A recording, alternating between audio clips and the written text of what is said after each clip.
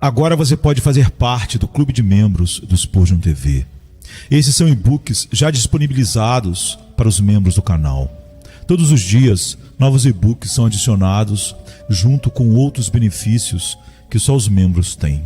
Sendo um membro, você passa a ajudar no crescimento desse ministério, tanto na quantidade do que podemos publicar, como na qualidade do material. Nosso propósito é, juntos, atingirmos o maior número de pessoas com solo escritura. Seja um membro do Spurgeon TV.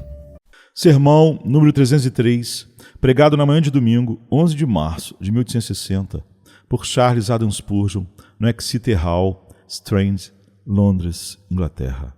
Eis que os céus e os céus dos céus são do Senhor teu Deus, a terra e tudo quanto nela há. Tão somente o Senhor se afeiçoou a teus pais para amá-los. Escolheu a descendência deles depois deles, a saber, a vós, de todos os povos, como hoje se vê. Circuncidai, pois, o prepúcio do vosso coração, e não mais endureçais a vossa cerviz. Deuteronômio 10, 14 a 16. Aquele que prega toda a verdade tal como está em Jesus, enfrentará desvantagens constantes, embora a grande vantagem de ter a presença e a bênção de Deus mais que compense as maiores perdas. Desde que comecei a pregar a palavra, tenho me empenhado sinceramente em jamais omitir uma só doutrina que seja ensinada por Deus. É tempo de darmos fim aos velhos e enferrujados sistemas que durante tanto tempo cercearam a liberdade do discurso religioso. O arminiano treme em avançar 1 centímetro além de Armínio ou Wesley. É tempo de rompermos com tais sistemas e haver graça suficiente em nossos corações para crermos em tudo o que está ensinado na palavra de Deus, quer tenha sido ensinado por um ou por outro homem ou não. Tenho verificado frequentemente que ao pregar o que se chama de doutrina elevada, ou seja, as doutrinas da graça, simplesmente por encontrá-la em meu texto, algumas pessoas se ofendem e não conseguem apreciá-la ou suportá-la, acabando por se afastar. Geralmente, são pessoas cuja ausência não lamento, pois é preferível que partam. Por outro lado, quando escolho como texto algum doce convite e prego sobre a gratuidade do amor de Cristo ao homem, advertindo os pecadores de que são responsáveis enquanto ouvem o Evangelho e de que, se rejeitarem a Cristo, o seu sangue recairá sobre a própria cabeça, encontro outro grupo de pessoas, sem dúvida, indivíduos excelentes, que não enxergam como estas duas verdades podem harmonizar-se. Por isso, também acabam se retirando e se aventuram nos pântanos enganosos do antinomianismo. Somente posso dizer, quanto a estes, que também é melhor que partam e se juntem a seus iguais do que permanecerem em meio à minha congregação. Nós buscamos sustentar a verdade. Não reconhecemos diferença entre alta doutrina e baixa doutrina. Se Deus a ensina, isso basta. Se não está na palavra, fora com ela. Fora com ela. Mas se lá está, seja agradável ou desagradável, seja sistemática ou aparentemente desconexa, eu creio nela. Pode parecer-nos que uma verdade se opõe à outra, mas estamos plenamente convencidos de que isso não pode ocorrer e de que tal aparente contradição seja apenas falha de nosso próprio entendimento. As duas coisas concordam, ainda que não saibamos dizer onde se encontram. Esperamos sabê-lo posteriormente. Cremos, sem hesitar, que Deus tem para si um povo a quem escolheu e que há de proclamar seu louvor, pois essa é uma doutrina claramente legível na palavra de Deus para qualquer pessoa que a leia com honestidade e imparcialidade. Cremos igualmente, sem fingimento, que, ao mesmo tempo, Cristo é oferecido gratuitamente a toda criatura sob o céu, e que as convocações e exortações do Evangelho são verdadeiras e sinceras, não ficções ou mitos, não provocações nem zombarias, mas realidades e fatos. Subscrevemos ambas as verdades de todo o coração. Pois bem, nesta manhã, talvez alguns de vós não aprovem o que tenho a dizer, mas lembrai-vos de que não busco vossa aprovação. Basta-me que eu tenha apaziguado a minha consciência ao proclamar uma grande verdade e pregado fielmente o Evangelho. Não sou responsável a vós, e tampouco sois responsáveis a mim. Vós sois responsáveis a Deus, se rejeitais a verdade. Eu serei responsável diante dele, se pregar um erro. e não temo comparecer diante do seu tribunal no que diz respeito às grandes doutrinas que hoje vos apresentarei. Passarei, portanto, a 2 assuntos nesta manhã. Primeiro, tentarei expor a eleição de Deus. Em segundo lugar, mostrarei os efeitos práticos dessa doutrina. Essas 2 partes estão contidas em nosso texto. Eis que os céus e os céus dos céus são do Senhor teu Deus, a terra e tudo quanto nela há. Tão somente o Senhor se afeiçoou a teus pais para amá-los e escolheu a descendência deles depois deles, a saber, a vós, de todos os povos, como hoje se vê. Em seguida, vem a aplicação prática. Circuncidai, pois, o prepúcio do vosso coração, e não mais endureçais a vossa cerviz. Explicando a eleição. Primeiramente, deveis notar a extraordinária singularidade da eleição. Deus escolheu para si um povo que homem algum pode numerar do meio dos filhos de Adão. De toda a raça humana decaída e apóstata, originada dos lombos de um homem rebelde. Ora, isto é um tremendo assombro, quando consideramos que os céus, mesmo os céus dos céus, pertencem ao Senhor. Se Deus desejasse um povo eleito, por que não o escolheu dentre as majestosas ordens de anjos, ou dentre os ardentes querubins e serafins que estão ao redor do seu trono? Por que não foi Gabriel escolhido? Por que não foi ele constituído de tal modo que de seus lombos pudesse advir uma numerosa raça de anjos? E por que tais seres não foram eleitos por Deus desde antes da fundação do mundo? Que havia no homem, criatura inferior aos anjos, para que Deus o escolhesse em vez das hostes angélicas? Porque Deus não escolheu os querubins e serafins? Porque ele não assumiu a natureza angélica, unindo esses seres a si mesmo? Um corpo angélico pareceria mais apropriado à pessoa da deidade do que um corpo frágil e sofredor de carne e sangue. Haveria algo congruente se Deus tivesse dito aos anjos: sereis meus filhos. Mas não foi assim. Embora todos fossem seus, ele passou por cima da hierarquia angélica e inclinou-se ao homem. Tomou um verme apóstata e lhe disse: tu serás meu filho. E a miríades dessa mesma raça. Ele proclama: sereis meus filhos e filhas, por meio de uma aliança, para sempre. Mas alguém pode argumentar: parece que Deus pretendia escolher um povo caído, a fim de mostrar neles sua graça. É por isso que os anjos não eram adequados, pois não caíram. Ao que respondo: há anjos que caíram. Sim, anjos que não guardaram seu estado original e decaíram de sua dignidade. Por que então estão reservados às trevas eternas? Respondei, vós que negais a soberania de Deus e odiais sua eleição. Porque os anjos estão condenados ao fogo eterno e não houve eleitos entre eles? Porque não houve sequer plano de salvação para os anjos caídos, enquanto a vós, filhos de Adão, é livremente anunciado o Evangelho de Cristo. O sangue de Jesus não seria suficiente para pagar o pecado deles? Não ouse proferir esta blasfêmia. Mas soberanamente Deus não quis assim. E como a salvação é pela graça somente, Deus não a deve a ninguém, homens ou anjos. Deus deve apenas justiça, e o salário do pecado é a morte. Ele, como diz Paulo, terá misericórdia de quem ele tiver misericórdia, e se compadecerá de quem ele se compadecer. Então não depende de quem quer ou de quem corre, mas de Deus usar de sua misericórdia. Agora, não havendo plano de salvação para os anjos e nem eleição da parte de Deus para isso entre eles, nenhum deles se arrepende. Nenhum deles usa de seu suposto livre-arbítrio para se arrepender e crer. Por quê? Porque arrependimento e fé são dons soberanos de Deus. Homens e anjos caídos têm uma mente que é completamente inimizade contra Deus e jamais podem se voltar sinceramente para Ele. A única resposta possível é esta: Deus o quis assim. Ele tem o direito de exercer sua misericórdia como lhe apraz. Os anjos não merecem misericórdia e nós tampouco. Ainda assim, Ele a concedeu a nós e a negou a eles. Eles estão acorrentados, guardados para o fogo eterno até o grande dia, mas nós somos salvos. Diante de tua soberania, curvo-me, ó grande Deus, reconhecendo que fazes como te apraz e que não prestas contas a ninguém de teus atos. De fato, se houvesse alguma razão para que Deus fosse movido por suas criaturas, seria até mais lógico que ele escolhesse os demônios em vez do homem. O pecado do primeiro anjo caído não era maior que o de Adão. Não compete agora discorrer sobre se seria menor ou maior, caso haja níveis de pecado. E se os anjos tivessem sido redimidos, poderiam glorificar a Deus ainda mais do que nós, pois poderiam entoar seus louvores de modo mais elevado, não estando presos à carne e ao sangue. Contudo, deixando de lado seres mais grandiosos, Deus escolheu os menores, a fim de demonstrar sua soberania, que é a joia mais reluzente da coroa de sua divindade.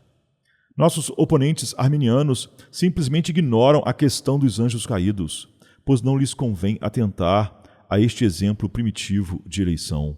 Dizem que seria injusto Deus escolher um homem e não outro, mas em que se baseia tal acusação de injustiça?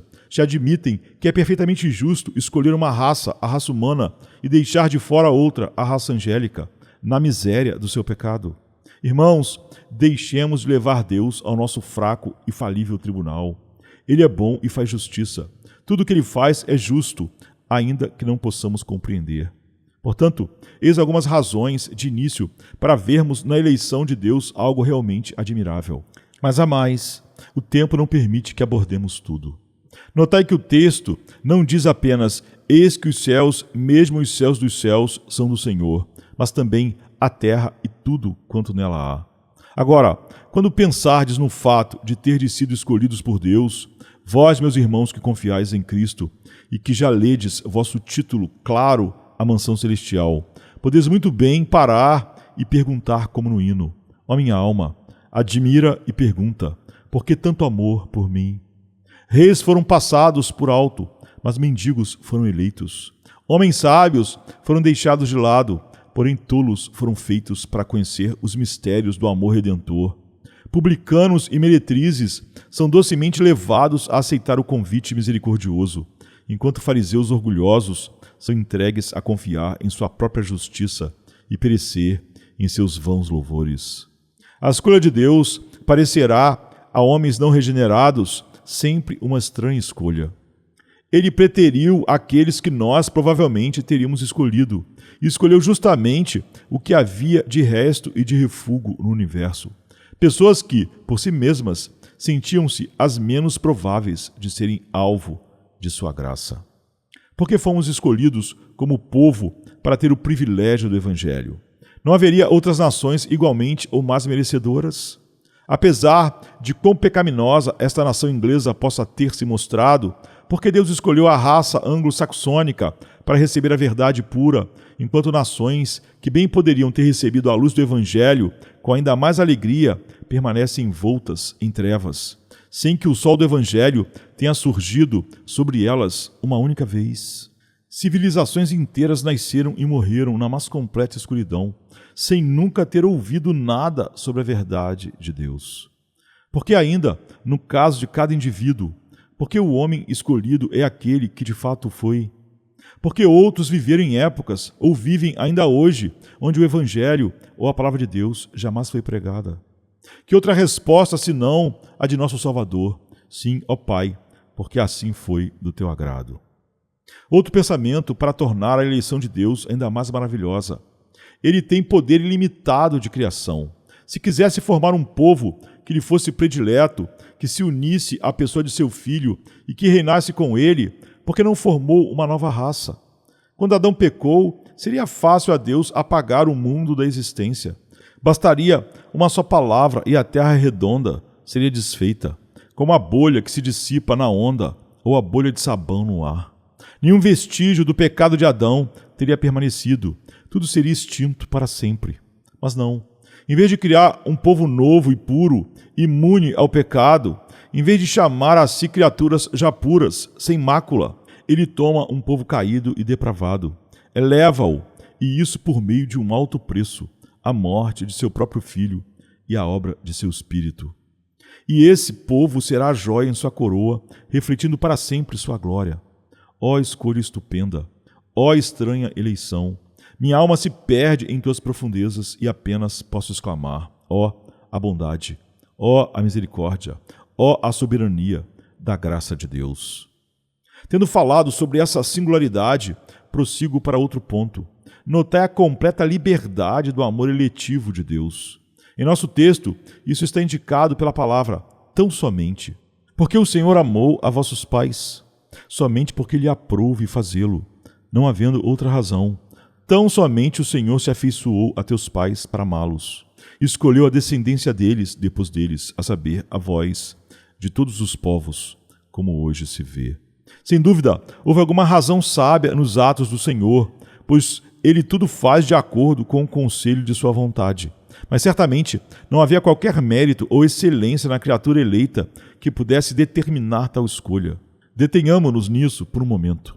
Observemos que não há bondade original naqueles a quem Deus escolhe. O que havia em Abraão para que fosse eleito? Ele provinha de um povo idólatra, e de sua posteridade disse-se: um arameu prestes a perecer era teu pai. Como se Deus desejasse mostrar que não foi devido à bondade de Abraão que ele o escolheu. Diz: olhai para a rocha de onde fostes cavados, e para o fundo do poço de onde fostes extraído. Olhai para Abraão, vosso pai, e para Sara, que vos deu a luz, pois ele era só um quando eu o chamei, o abençoei e o multipliquei. Abraão era um adorador da lua, com 75 anos, vivendo como todos na sua cultura. Ele não buscou a Deus, Deus o buscou soberanamente e o chamou, como fez, por exemplo, com Saulo no caminho de Damasco, que não estava buscando a Deus, mas odiava a Cristo. Não havia mais em Abraão do que em qualquer um de nós que justificasse ter sido eleito, pois todo o bem em Abraão foi ali posto por Deus. Se Deus o colocou ali, o motivo para fazê-lo não podia ser esse próprio bem. Não se encontra a causa de um fato em si mesmo. Deve haver um motivo anterior a qualquer ato divino. Se Deus escolheu um homem para torná-lo santo, justo e bom, não podia tê-lo escolhido porque ele seria justo, bom ou santo. Seria absurdo. Isso seria inverter causa e efeito. Se alguém argumentasse que a rosa em botão é a origem da raiz, riríamos.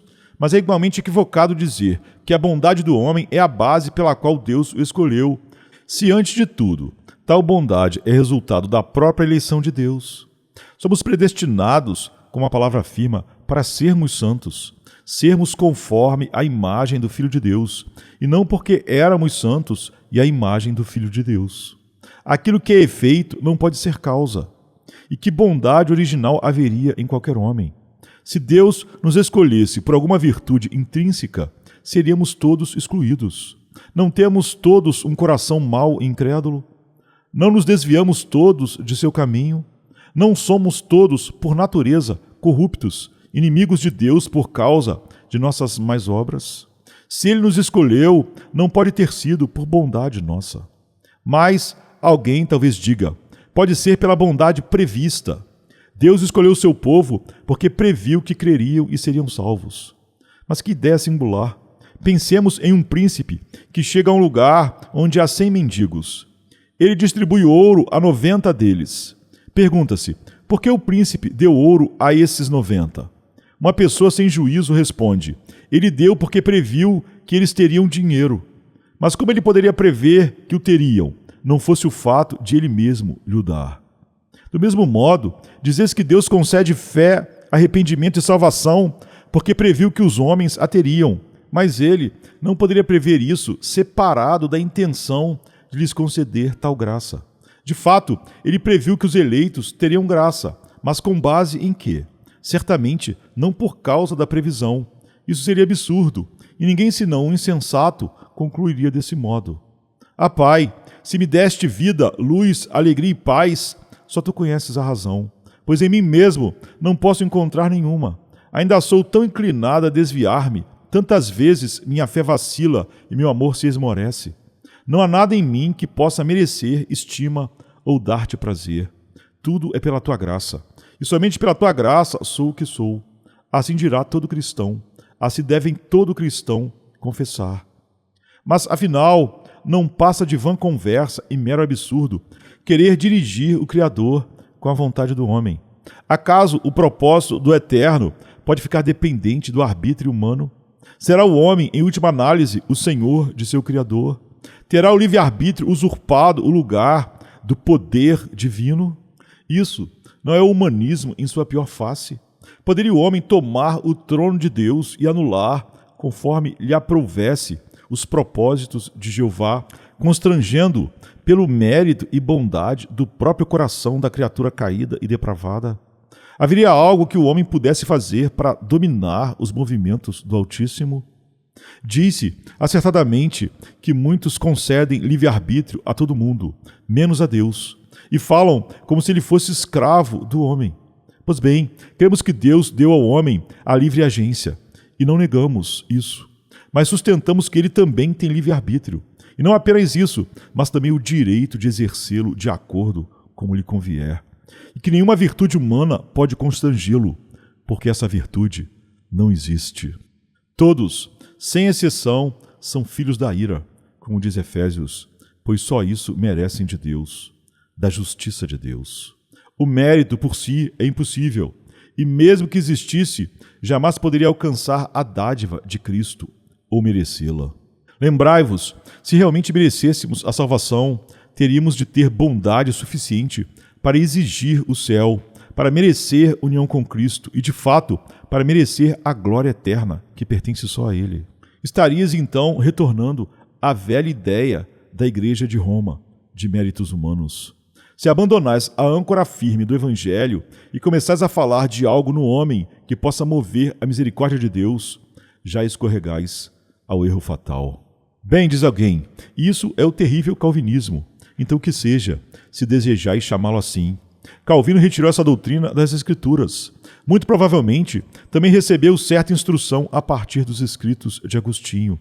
Mas o grande doutor da graça a retirou dos textos de Paulo, o apóstolo da graça, que a recebeu por inspiração de Jesus, o Senhor. Nossa linhagem remonta diretamente a Cristo. Lutero e todos os reformadores pregaram a mesma coisa, as doutrinas da graça, que terminam num belo soli deo glória. Se não concordas com nenhum dos reformadores, voltaste à Igreja de Roma. Não nos envergonhamos, pois de qualquer título que se associe a essa gloriosa verdade. Chamem ela de doutrina reformada, doutrina da graça, ou calvinismo, se quiser. A eleição é livre, independentemente de qualquer bondade original no homem, bondade prevista ou qualquer mérito que possamos apresentar. A justiça da eleição. Chegamos agora à parte mais espinhosa da minha tarefa nesta manhã, mostrar a justiça da eleição. Defenderei o grande fato de Deus ter escolhido algumas pessoas para si. Farei isso com um ponto de vista um pouco diferente do habitualmente adotado. Meu argumento é este: dizeis que, se Deus escolheu alguns homens para a vida eterna, ele foi injusto. Eu vos convido a prová-lo. A responsabilidade da prova recai sobre vós, pois deveis lembrar que ninguém merece nada de Deus. O homem só merece o inferno. Então, ao apelar para a justiça, você está apelando que seja você e todos lançados ao inferno para sempre. Um culpado pedir justiça é pedir condenação. O que mais seria justo para um homem culpado? Um culpado só pode ser resgatado por graça, e graça não pode ser devida, pois só justiça pode ser devida. A definição de graça e misericórdia é exatamente não ser algo que se deve, mas que se concede livremente. Haverá algum homem no mundo com a arrogância de dizer que merece algo do seu Criador? Se houver, fique esclarecido que, se receber aquilo que merece, acabará por receber as chamas do inferno para sempre, pois isso é tudo o que o ser humano jamais mereceu de Deus. Ele não deve nada a ninguém. No juízo final, cada pessoa haverá de receber o que realmente merece. Até mesmo os perdidos no inferno estarão recebendo a paga exata de seus feitos. Ai deles quando vier sobre eles a ira de Deus, o auge de seu merecimento. Se Deus dá a cada um o que lhe é devido, ele não pode ser acusado de injustiça por conceder a alguns muitíssimo mais do que merecem. Onde estaria a injustiça em um homem que faz o que quer com seus próprios bens? Ele tem direito de dar o que desejar. Se houvesse alguém em dívida, seria outra história, mas Deus nada deve a ninguém. E se ele distribui seus benefícios de modo soberano, quem ousará acusá-lo? Ninguém foi prejudicado. Deus não vos fez mal algum. Apresentai vosso crédito, e ele o quitará em cada centavo. Se vos considerais justos e pensais que podeis exigir algo do vosso Criador, levantai-vos e pleiteai vossas virtudes, e ele vos responderá. Mesmo que venhais cingidos como guerreiros, ele vos fará tremer e odiar a vós mesmos, recobrindo-vos de pó e cinzas, pois vossa justiça não passa de mentira, e vossas melhores obras não passam de trapos de imundície. Deus não prejudica ninguém ao abençoar alguns. Que estranho acusar Deus de injustiça. Defendo ainda em outro ponto.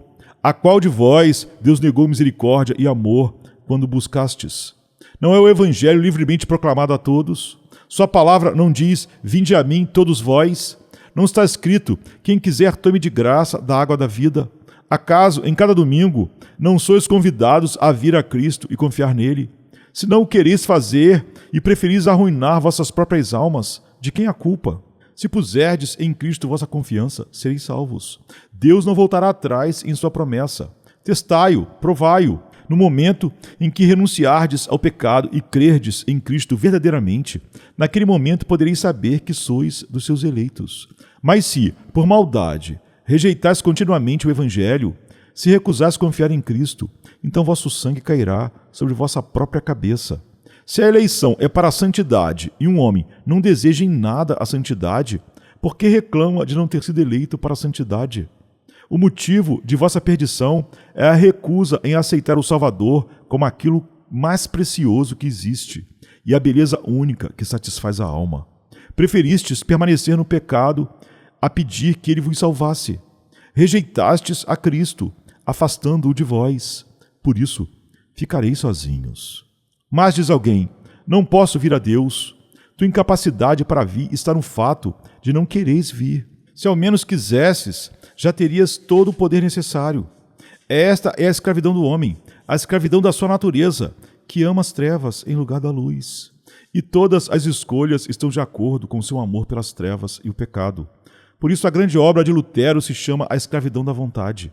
Não podes, porque estás apegado ao pecado e o amas. Tua incapacidade para vir a Deus é tua culpa e consequência do próprio pecado. Não pode dizer que a consequência do próprio pecado não é merecida por toda a raça humana. Não se trata de limitação física, mas sim moral. Se realmente desejasses ser salvo, se desejasse a santidade e a luz, aí estaria o ponto-chave. Não és capaz porque não queres, e jamais quererás se a graça não te tornar disposto soberanamente. E nada ou ninguém está te obrigando a amar e ter prazer no pecado, mas sim tua própria natureza. E a culpa disso recai toda sobre ti. Se rejeitas a vida eterna e não olhas para Cristo em fé, se não o recebes, então tua condenação pesa sobre tua própria vontade. Algum homem de coração sincero já foi rejeitado ao se achegar a Deus buscando salvação? Jamais. 1000 vezes não. Pois um tal desejo vem do próprio Deus. Quem lhe concede o querer, jamais lhe negará o poder. Logo, tua destruição é culpa somente tua. E para reforçar, pergunto, quem faz com que se percam aqueles que se perdem? Acaso Deus te levou a pecar? Em algum momento, o Espírito de Deus te persuadiu a fazer algo mal? Já viste a palavra de Deus te apoiando em tua justiça própria? Não. Jamais Deus exerceu qualquer influência para te fazer seguir pela via errada. Ao contrário, toda a tendência da palavra, toda a tendência da pregação do Evangelho é levar-te a abandonar teu pecado e voltar-te a Jeová. Deus, pois, é justo. Se rejeitas o Salvador que te é proclamado, se não o aceitais e vens a perecer, Deus será absolutamente justo na tua perdição. Entretanto, se Ele escolhe, por sua influência sobrenatural, converter alguns de vós, sendo a misericórdia um dom que ninguém pode reivindicar, Ele continuará sendo justo.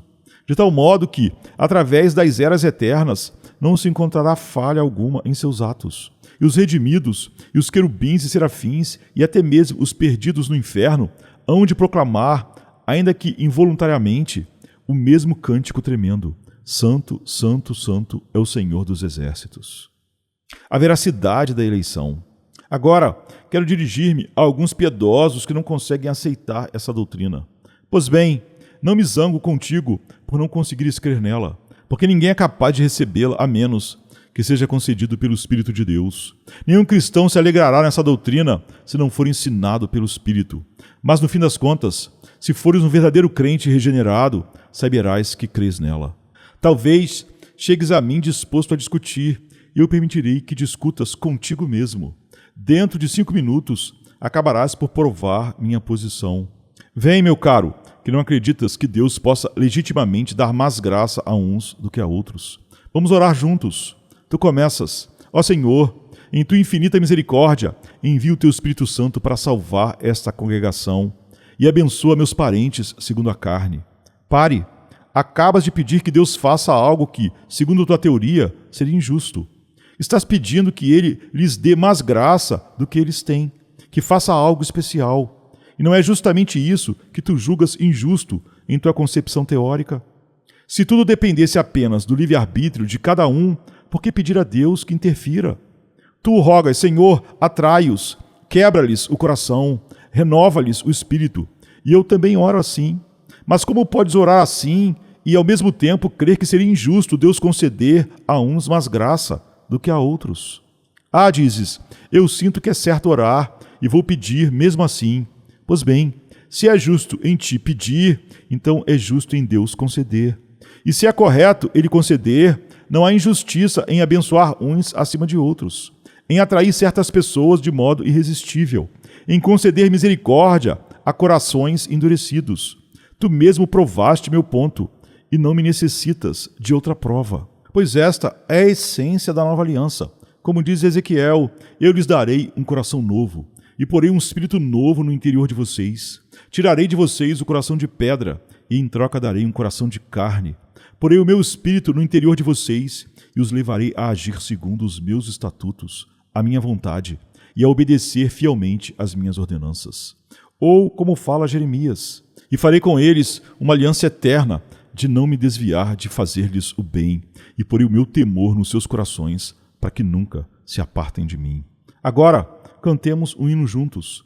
Abre teu inário. Ó sim, eu amo a Jesus, porque Ele me amou primeiro. Pronto, disseste de novo a doutrina reformada. Amo a Jesus, porque Ele me amou primeiro. Então, como explicas tu o ames ao passo que outros o desprezam? Isso é mérito teu ou mérito de Deus? Responderás, é para o louvor da graça. Seja a graça louvada. Muito bem, querido. Estamos em harmonia, pois apesar de querer divergir, na hora que me viu pregando, concordou a orar e louvar comigo. Algum tempo atrás, pregando em meio a um grande grupo de metodistas, eles estavam cheios de fervor, respondendo ao sermão com exclamação como Amém, Aleluia, Glória a Deus. E isso me despertou ainda mais, pregando com mais vigor. Quanto mais eu pregava, mais eles clamavam Amém, Aleluia, Glória, até que o texto me levou a falar sobre aquilo que chamam de doutrina elevada, e disse, isso me traz a doutrina da eleição. Então, ouvi um profundo suspiro, como se eles dissessem, nós não cremos nisso. Respondi, mas sim credes, e farei com que deis aleluia a isso. Então expus a doutrina, existe ou não diferença entre vós e os outros homens? Sim, sim, glória a Deus, glória. Há diferença entre o que eres e o que sois agora? Ó sim, ó sim. Pois bem, ali sentado ao vosso lado está um homem que frequentou a mesma capela, ouviu o mesmo evangelho, mas continua não convertido, enquanto vós dizem ser convertidos. Quem fez a diferença, vós ou Deus? Ó Senhor, responderam eles, o Senhor, glória, aleluia. Pois bem, prossegui, essa é a doutrina da eleição. É tudo o que defendo. Se há diferença, quem faz a diferença é o Senhor. Depois do culto, um bom homem veio a mim e disse, estás certo, rapaz, estás certo. Eu creio em tua doutrina da eleição. Não a entendo como é ensinada por alguns, mas creio que devemos dar toda a glória a Deus. Devemos colocar a coroa na cabeça certa. Todo santo no céu canta, a graça fez isso. E desejo que cada santo na terra entoe o mesmo refrão. Aquele que nos amou e em seu sangue nos lavou de nossos pecados. A ele seja a glória para todo sempre. Pois bem, não preciso de argumento adicional. Deixo assim como está. A eleição em seus efeitos práticos. Vejamos agora a prática da eleição. Notai que o texto apresenta a doutrina unida ao preceito. Tão somente o Senhor se afeiçoou a teus pais, e escolheu a descendência deles, como hoje se vê. E em seguida a aplicação: circuncidai, pois, o prepúcio do vosso coração, e não mais endureçais a vossa cerviz. Comenta-se, em tom de boato, que a eleição é uma doutrina que estimula a libertinagem. Pois bem, que se fale abertamente, para que eu possa responder. A eleição gera licenciosidade? Como? Provai tal coisa. Pelo contrário, vou provar-vos o inverso. Mas, alguém diz, eu conheço um homem que crê na eleição e ainda assim vive em pecado. Muito bem, supõe que isso, então, destrua a doutrina. Se o testemunho de uma única pessoa ímpia, que diz crer em algo, basta para destruir essa coisa, então posso destruir toda e qualquer verdade. Basta encontrar um bêbado que acredite na universal bondade de Deus e pronto, refutarei a doutrina. Não faz sentido. Não é lógico. Se a maioria dos membros de determinada corrente doutrinária fosse composta de ímpios e hipócritas, seria justo apontá-lo como evidência contra essa corrente. Mas desafiamos que se prove tal coisa sobre os que creem na graça soberana. Por todo o mundo e por toda a história, os crentes nessa doutrina têm sido, sem sombra de dúvida, conquanto não me caiba gabar, mas sim gloriar-me, como Paulo fazia, os mais zelosos, mais sinceros, mais santos servos de Deus, como todos os reformadores, por exemplo. Lembrai-vos, ó vós que zombais desta doutrina, de que deveis vossas liberdades políticas aos homens que nela criam. Quem forjou as liberdades da Inglaterra? Não hesito em atribuí-las à bravura dos Ironsides, peles de ferro, soldados de elite e à poderosa vontade de Oliver Cromwell. E o que os fez tão destemidos em batalha? A firme convicção de que eram o povo escolhido de Deus e de que, por isso, tudo poderiam vencer, pois o Senhor Deus estava com eles. Como todos os reformadores, os puritanos a proclamavam a um custo terrível e ao mesmo tempo glorioso. Dizia-se, no tempo de Charles II, que se quiséssemos encontrar adeptos do arminianismo, bastaria ir a qualquer taberna, enquanto para achar quem sustentasse a doutrina da graça, teríamos de entrar nos calabouços em que os santos de Deus estavam presos devido à retidão de suas vidas e ao peculiar rigor de seu viver cristão, como John Bunyan, John Owen, Thomas Watson, Thomas Brooks, Jonathan Edwards e um incontável número dos homens mais notáveis que a terra viu. Nunca existiram homens mais piedosos que os puritanos, e não há puritano que tenha ensinado algo diferente do que estou pregando. Talvez encontreis algum mestre contemporâneo a negá-lo, mas se passardes pelos séculos, com poucas exceções, todos os santos creram na eleição de Deus. O estandarte passou de geração em geração, e muitos mártires morreram por causa disso, selando essa verdade com seu sangue. Essa verdade permanecerá quando todos os erros e superstições se desfaçam no pó de onde vieram, e será crida quando os anos não mais transcorrerem na eternidade. Pois quem na eternidade atribuirá alguma glória da salvação a algum homem, e não somente ao Deus soberano, Pai, Filho e Espírito Santo? Voltemos ao ponto. A mera teoria diz que essa doutrina estimula a libertinagem. Combatemos tal teoria. Pela adequação das coisas, provamos que não é assim. A eleição ensina que Deus escolheu um povo para ser rei e sacerdote para ele. E se o homem crê ser escolhido para reinar, seria lógico deduzir: fui escolhido para ser rei, logo vou me tornar mendigo. Fui escolhido para o trono, logo vou vestir trapos. Seria ridículo. Igualmente, se cremos que Deus nos escolheu para ser santos, por que inferiríamos, pois bem, serei ímpio? Isso seria a mais absurda, estranha e repugnante conclusão. Duvido até que exista alguém que a tire. Além disso, não apenas a adequação das coisas, mas a própria definição da eleição mostram que ela não conduz à libertinagem. Eleição é separação. O Senhor separou para si o que lhe é querido. Se creio que ele me distinguiu, será que vou concluir: Deus me distinguiu dos ímpios, portanto viverei como os ímpios? Impossível. Se creio que Deus me diferenciou por seu amor discriminador, logo ouço o chamado: saí do meio deles e separai-vos, diz o Senhor. Não toqueis em coisa imunda, e eu vos receberei. Não pode ser que o decreto de separação de Deus gere uma união pecaminosa com o mundo. Pelo contrário, se creio que o Senhor me separou, esse é um motivo poderoso para eu também me apartar de tudo quanto seja impuro. Alguém me disse certa vez: Se eu cresce nessa doutrina, eu viveria em pecado. E eu respondi: eu não duvido que tu farias isso, pois és apenas homem natural. Mas eu, que espero ser nova criatura em Cristo, não poderia jamais. Para o homem renovado, nenhuma doutrina poderia incentivá-lo ao pecado. Se a natureza é de um porco que chafurda no lamaçal e a transformamos em ovelha, não há teoria capaz de forçar essa nova criatura a retornar à lama. Sua natureza foi mudada. Substitui o corvo por uma pomba. Não há ensino no mundo que faça a pomba comer carniça. Transforma o leão em cordeiro. Jamais conseguirás, por qualquer argumento, induzir o cordeiro a sujar-se de sangue. Sua natureza é outra. Um amigo, certa vez, a bordo de um navio, quando voltávamos da Irlanda, perguntou a um dos marinheiros: você gostaria de ouvir uma canção indecente? O homem respondeu: não gosto dessas coisas. Então quer beber, se embriagar e dançar? Não, retrucou. Eu tenho uma conversão que me permite ficar bêbado e falar palavrão sempre que eu quiser. E isso é nunca, pois odeio tudo isso com repulsa absoluta. E nunca quero isso, mas sim a beleza de Cristo. Nós, cristãos, evitamos o pecado porque nossa natureza o detesta. Não é por medo do inferno que evitamos pecar. Não tememos nada além de ofender nosso amoroso Pai. E não queremos o pecado. Nossa sede é de santidade, não de maldade.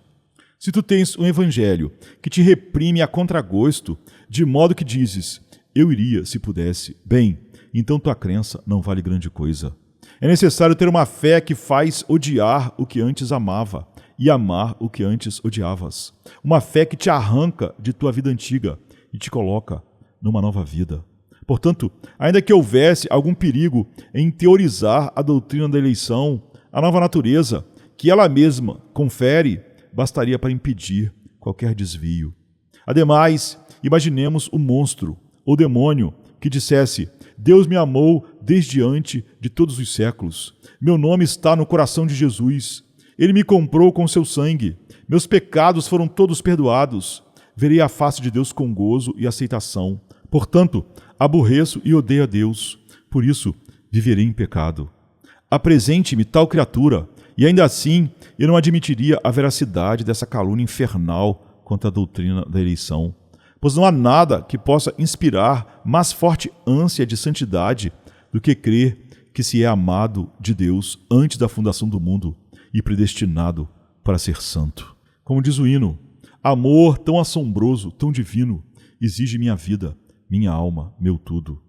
A gratidão a Deus por essa rica misericórdia nos constrange, nos compele a andar em seu temor, a amá-lo e servi-lo por todos os dias de nossa vida. Porque o amor de Cristo nos constrange, julgando nós assim, que se um morreu por todos, logo todos morreram. E ele morreu por todos, para que os que vivem não vivam mais para si, mas para aquele que por eles morreu e ressuscitou. Duas lições finais. Primeira lição: homens e mulheres cristãos, eleitos de Deus e destinados à salvação. Lembrai-vos de que essa é uma doutrina por toda parte combatida. Não a escondais, não a disfarceis, pois lembrai-vos de que Cristo disse: aquele que se envergonhar de minhas palavras, dele também me envergonharei. Mas ao mesmo tempo, tende cuidado para não a desonrar. Sede santos como ele é santo. Vós que sois chamados, permanecei em vossa vocação. Empenhai-vos para confirmar vossa vocação e eleição. Revesti-vos como eleitos de Deus, de entranhada misericórdia, de santidade e amor. Que o mundo veja que os escolhidos de Deus, pela graça, são os mais excelentes homens, que vivem mais próximos de Cristo e se parecem mais com Ele do que qualquer outro povo na face da terra. E acrescento: se o mundo vos ridiculariza, podeis encarar vossos inimigos sem tremer, pois esse é um título de nobreza, um selo de dignidade divina que jamais deveis corar em ostentar. Ele vos impede de ser covardes ou de curvar o joelho diante de qualquer pompa ou posição mundana que esteja associada ao vício. Essa doutrina jamais foi bem-vinda, pois ela é um martelo contra os tiranos. Os homens escolhem seus nobres, reis, duques e condes, mas a eleição de Deus se impõe acima deles. A quem não dobre o joelho a Baal, considerando-se a verdadeira aristocracia de Deus e recusando-se a submeter a consciência a outro. Os homens se indignam porque essa doutrina reveste o crente de força moral e impede-os de se acovardar ou se curvar. Foi essa convicção que tornou os Ironsides homens poderosos. Sabiam que não eram pessoas comuns. Eles se prostravam diante de Deus, mas jamais diante dos homens. Permanecei, pois, firmes nessa liberdade, e não vos afasteis da esperança de vossa vocação. Segunda lição: há alguns que querem fazer da eleição uma desculpa, uma apologia para seu coração incrédulo e ímpio. Mas lembrai-vos de que a eleição não impõe qualquer restrição sobre vós. Se estás no pecado, é porque quereis estar. Se rejeitais o Salvador, isso acontece porque quereis rejeitá-lo.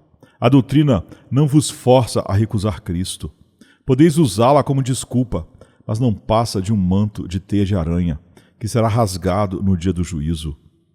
Abandonai essa justificativa e recordai que vossa responsabilidade está em crer no Senhor Jesus Cristo e serais salvo.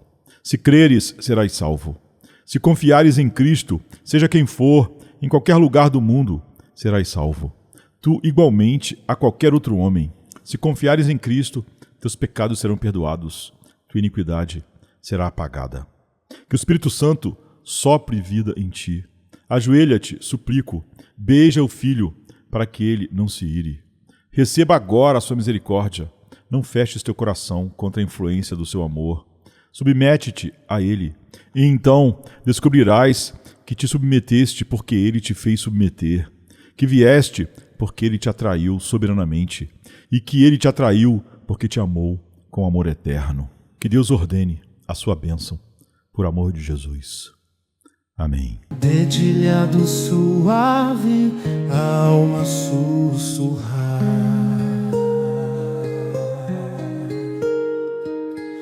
Lembranças ecoam, começam a falar.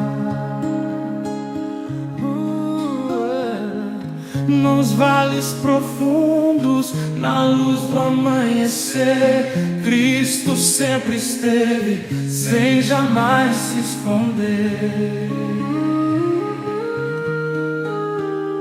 Cada passo que dei nessa estrada sem fim, momentos de luz, outros tão ruins, mas em cada queda tua mão me ergueu. Em Cristo encontrei o que o mundo perdeu. Quando as dúvidas surgiam como um mar agitado, tua voz sussurrava: estou ao teu lado. Tudo que eu vivi, teu amor guiou. Nas sombras e dores, tua luz brilhou. Os dias que ri, as noites que chorei, foram passos ao lado do Rei dos Reis. Os ventos que vieram me fizeram lutar, mesmo nas tormentas pude te encontrar. Cada perda, tua graça brotou, cada erro, tua cruz me salvou. Nos desertos mais áridos, tua água fluiu. Meu coração tão sedento, tua paz revestiu. Tudo que eu vivi, teu amor guiou. Nas sombras e dores, tua luz brilhou. Os dias que ri, as noites que chorei, foram passos ao lado do Rei dos Reis. E quando o peso do mundo me fez quase parar, tua cruz era a âncora pra me firmar. Nas promessas que fizeste encontrei meu lugar, um amor eterno que não vai falhar.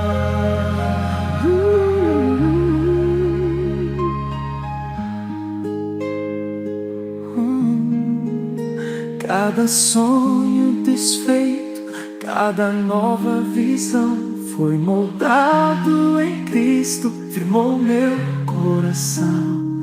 Mesmo na fraqueza, tua força encontrei, e ao fim da jornada, teu reino avistei.